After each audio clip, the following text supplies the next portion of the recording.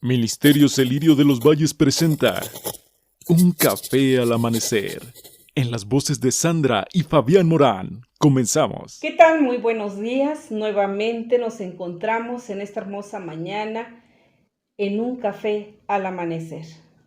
Muy buenos días. Qué bueno, nos da gusto saber que usted está de aquel lado viéndonos con el deseo de escuchar lo que hoy traemos para usted en este día. Esperamos que en esta mañana usted pueda tener la mejor de las actitudes para poderle hacerle frente a cualquier circunstancia que usted pueda presentar. Y en esta hora vamos a estar hablando de datos relevantes de la Biblia. Déjeme decirle que la Biblia es el libro más extraordinario de todos los tiempos, que ha trascendido y se ha preservado desde su origen. Ha sido escrito desde la fe para la fe. La Biblia es la palabra de Dios, de inspiración divina.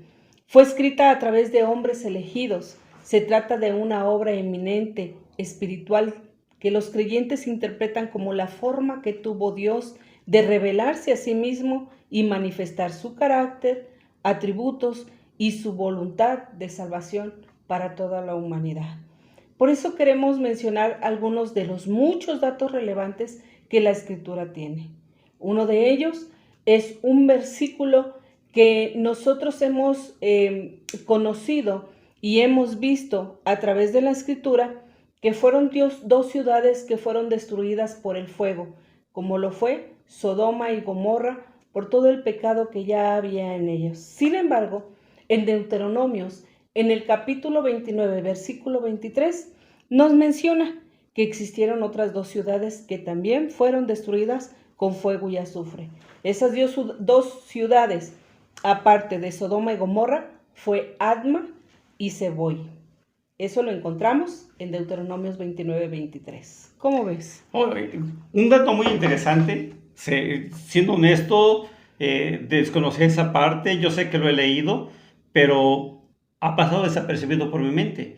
Pero ese es un dato relevante, y espero también para usted lo sea, de saber que no solamente Sodoma y Gomorra, aunque hace muchos años la generación de Jesús cantó un canto relevante a Sodoma y Gomorra, que así se llama este canto, donde el mensaje nos da de por qué fueron destruidas. Pero fíjate, saber que dos ciudades más, Adma y Seboy. Adma y Seboín, fueron también destruidas por fuego y azufre. Es un dato relevante que esto nos invite a escudriñar más la palabra de Dios para encontrar estas cosas. De verdad que estoy sorprendido de saber que dos ciudades más aparte de Sodoma y Gomorra fueron también destruidas. Y asimismo también en esa trascendencia que tiene la palabra del Señor, vemos a través del Evangelio de Juan que el texto que más habla acerca de la salvación para la humanidad tiene los tres tiempos: pasado, presente y futuro. ¿Qué dice este texto? Porque de tal manera Dios amó, pasado, al mundo. Correcto. Que ha dado a su Hijo unigénito para que todo aquel que en él cree, presente, no se pierda, mas tenga vida eterna, futuro. Hablas de un futuro. Entonces Dios es un Dios completo, es un Dios que precisamente está interesado en todo nuestro tiempo, pasado, presente y futuro. Dios te ama y Él desea que tú tengas vida eterna. Qué bueno saber que en el texto marca esos tres tiempos del pasado, porque lo hemos citado, lo hemos repetido infinidad de veces, pero yo creo que no nos hemos detenido a contemplar esa parte de que está citando el pasado, el presente y el futuro. Y es bueno saberlo, ¿no? De las conjugaciones, del verbo que se está hablando en la palabra de creer, en el tiempo pasado, presente y futuro, y nos lleva a saber que Dios piensa en los tres tiempos. Otro dato relevante son las 30 monedas de plata por las cuales Judas traicionó a Jesús. Y esas 30 piezas de plata representaban lo de 4 meses de salario de una persona común. 4 meses. Sí, fue poco. Sin embargo, esa fue la avaricia de su corazón por la cual el enemigo lo engañó. Quiero entender que Judas fue tanta la avaricia que había en su corazón que se conformó tan poco. Pero lamentablemente, cuando la avaricia entra, todo esto, aun cuando sea poco. Y vemos, en el Apocalipsis, en el libro de la Biblia, que dice que el lector es bienaventurado si lee. Es el único libro donde menciona que si se lee, es bienaventurado el ser humano. Si se lee, es el libro de la profecía. Lo dice en Apocalipsis 1:3. Oye, es que qué dato relevante, ¿eh? Fíjate, a veces pensamos que el leer la palabra de Dios, la Biblia, es una carga, pero como mencionábamos en la vez anterior, el significado de la palabra bienaventurado. ¿Sí? Así es. O sea, aquel que se inclina para ser bendecido de parte de Dios. O sea, cuando leemos el Apocalipsis, somos bendecidos. Pero a veces pensamos que no lo leemos porque nos da miedo todo lo que dice, Sin embargo, todo lo que expresa. Pero en ese temor que nosotros podemos leer, hay una bendición. Así es. ¿Qué nos tienes tú, amor? Híjole, pues mira, yo tengo un dato relevante que me va a llevar tiempo. Y es que vamos a hablar hoy sobre el reloj de Acaz. Muy bien. Fíjate bien que la Biblia nos menciona ya acerca de un reloj que apenas nosotros conocemos. Y me di a la tarea de investigar por ahí un poquito en algunas partes de unos libros de historia, en algo de historia universal, y me encontré con datos que chocan entre sí. Algunos historiadores dicen que el primer reloj que se creó fue por los egipcios hace 4000 años. Y otro dice por ahí que sí fueron los egipcios, pero que fueron 3500 años antes de Cristo. Y otro más dice que no, que fueron los chinos 3500 años antes de Cristo. Pero la verdad no especifican qué tipo de reloj, ni cómo lo medían, ni cómo medían el tiempo. Pero sí me impresiona ver que en el libro segundo de los Reyes, capítulo 20, versículo 11, cuando el profeta Isaías habla con el rey Ezequías de que va a morir y le dice que prepare su casa, y entonces Ezequías ora a Dios y Dios le responde inmediatamente a Isaías. Ezequías le pide una señal y Isaías le dice: ¿qué señal quieres?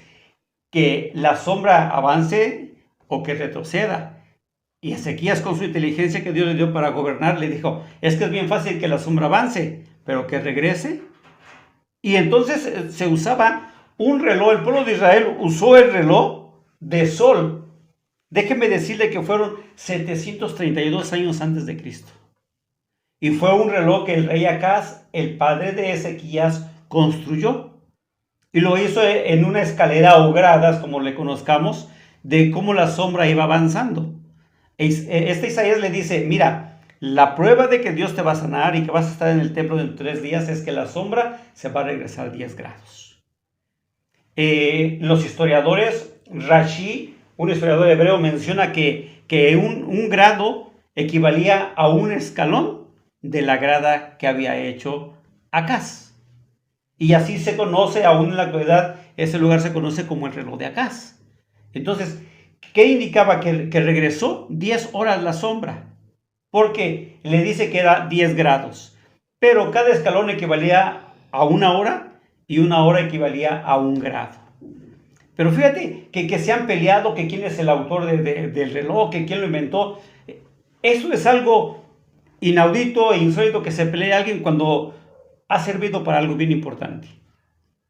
Un reloj plasmado en piedra, en mortero, en cemento, y que tenía una función para medir el tiempo, sirvió como señal.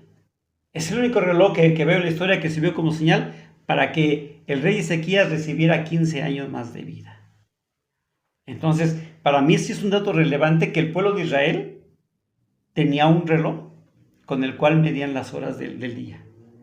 Y esto me lleva y me confirma cuando Jesús le dice a los apóstoles de gente: ¿no tiene el día 12 horas y la noche 12 horas?